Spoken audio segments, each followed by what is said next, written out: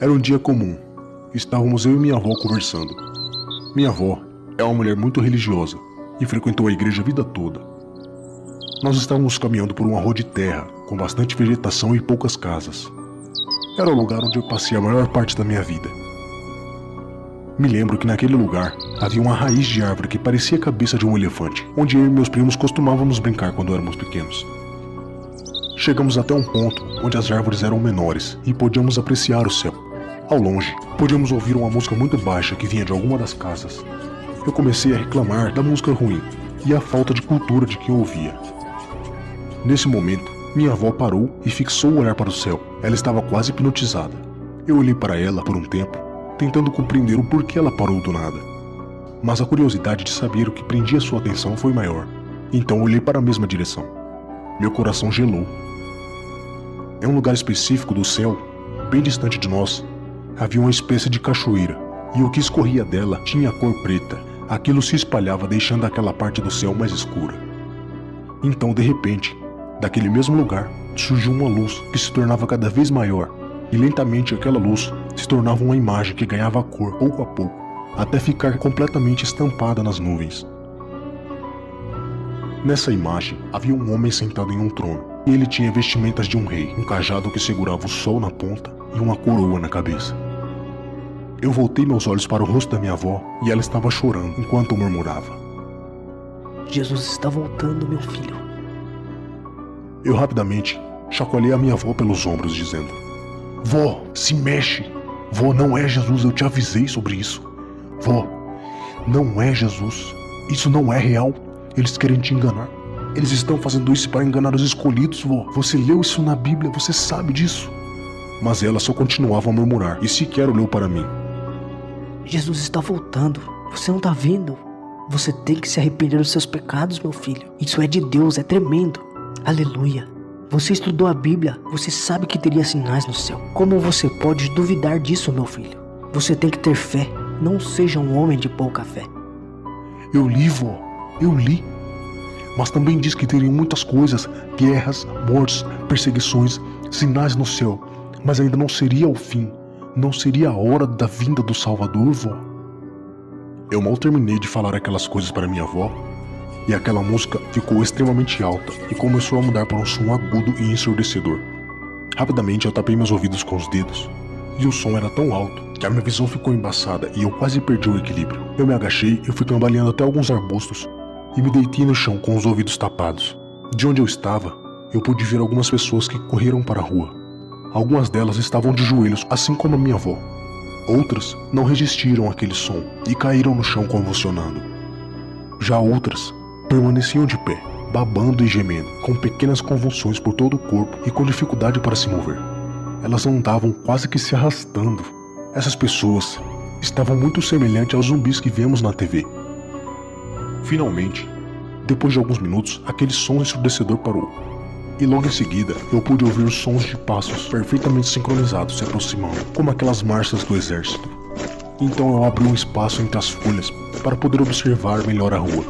E lá de longe, eu vi centenas de policiais, todos com capacete pretos e roupas pesadas, armados e com seus corpos completamente cobertos. Aquelas pessoas que permaneceram de pé ficaram extremamente agressivas e partiram como animais selvagens em direção aos policiais. Alguns batiam com pedaços de pau, outros jogavam pedras, mas os policiais pareciam não sentir nada. Os pedaços de pau partiam no meio, as pedras não surtiam qualquer efeito neles. Eles nem pareciam humanos, nada tirava eles de sua formação. Então, os tiros começaram. Eu vi toda aquela gente cair no chão. Eu me virei e corri para dentro do mato. Corri por muito tempo, até que eu cheguei em um lugar onde havia algumas casas feitas de pedaços de madeira e cascalho. Tinha algumas pessoas nesse lugar, muito mal vestidas, porém humildes. Eles me acolheram e me deram água, mas logo o som dos policiais puderam ser ouvidos, e eu corri por uma pequena trilha que havia no mato. Enquanto eu corria, dava algumas rápidas olhadas para trás e via os policiais baterem e matarem todas aquelas pessoas. E eu chorava e pedia para Yahweh perdoar-me por todos os meus pecados, pois eu sabia que ia morrer. Eu também sabia que aquele ainda não era o Apocalipse. Eu tive muito tempo para estudar, mas todo o meu conhecimento era inútil. Eu não podia me esconder no mato, porque os policiais estavam em todos os lugares. Eu subi por um pequeno morro onde passava uma antiga ferroviária. Então eu poderia correr pelos trilhos do trem até encontrar abrigo ou alguém que possa me ajudar. Mas aquele barulho agudo voltou novamente, ainda mais forte. Eu rapidamente enfiei os dedos nos meus ouvidos o mais fundo que pude. Mas a minha visão ficou embaraçada e eu quase perdi minha consciência. Mas continuei a seguir em frente. Novamente o barulho parou e eu pude recobrar totalmente a minha visão e consciência. Mas eu ainda podia ouvir o barulho agudo muito baixo dentro da minha cabeça. E o bolso da minha calça estava ficando quente. O meu celular estava dentro do meu bolso. Eu o tirei e aproximei do meu ouvido. E aquele barulho na minha cabeça ficou ainda mais alto. Então eu afastei ele e o barulho ficou mais baixo. Imediatamente eu joguei o celular nas pedras do morro e o barulho na minha cabeça parou. Então eu corri adiante. Passei por uma ponte onde eu pude ver a cidade de longe. Notei algumas pequenas explosões que vinham da região da cintura das pessoas. Essas explosões não eram potentes o suficiente para matar uma pessoa, mas faziam com que elas perdessem a consciência, enquanto o fogo que ficava em suas roupas as queimavam enquanto elas estavam desmaiadas. Aquelas explosões provavelmente vinham do celular das pessoas, igualmente aquele barulho. Eu olhei para o céu e aquela imagem ainda estava lá. Eu corri até a casa onde eu e minha namorada estávamos morando. Minha namorada estava caída no chão e com as costas no sofá. Ela estava tendo algumas convulsões repetidamente. Eu agarrei ela pelos braços e comecei a gritar e dar alguns tapas em seu rosto para que ela recobrasse a consciência. Mas nada parecia adiantar. Até que o seu celular que estava carregando na mesa ao lado da cama explodiu. Levanta, levanta! A gente tem que sair daqui!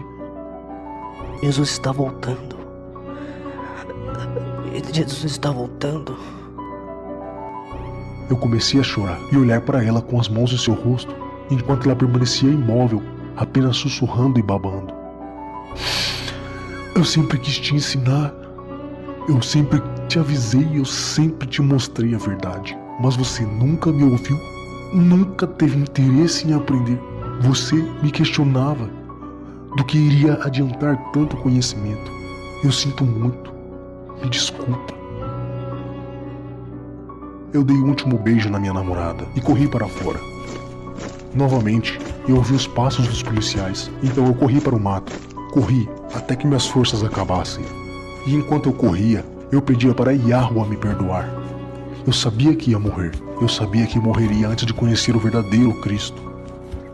Então eu pedi com todo o meu coração. Por favor, Yahweh, meu Deus, me perdoe. Eu sei que eu não sou digno de perdão, mas eu desejo de todo o meu coração conhecer aquele que morreu por mim. Eu preciso conhecê-lo. Eu preciso conhecer a ti. Eu aceito a condenação, mas preciso conhecê-lo. Por favor, Senhor, me deixe pelo menos conhecê-lo. No meio da correria, eu cheguei a uma fazenda com um pequeno muro de pedra. O ambiente estava calmo, então eu segui pelo muro caminhando, até que cheguei a uma pequena estrada, onde eu vi um carro branco. E era como se ele tivesse sido colocado ali para mim. Eu corri até ele para tentar fugir dirigindo. Então eu abri a porta e entrei no carro. Mas assim que eu fechei a porta, os policiais saíram de trás do muro, me tiraram do carro e me jogaram no chão. Cada movimento que eles faziam era seguido de um bip muito baixo. E naquele momento, eu percebi que eles eram na verdade máquinas. Então, um deles apontou a arma para mim